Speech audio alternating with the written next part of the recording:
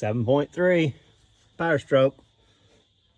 And the school bus just drained out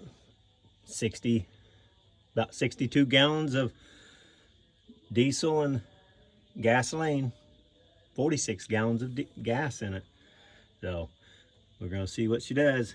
Get everything flushed out good and new filters in it. We're gonna see what she sounds like.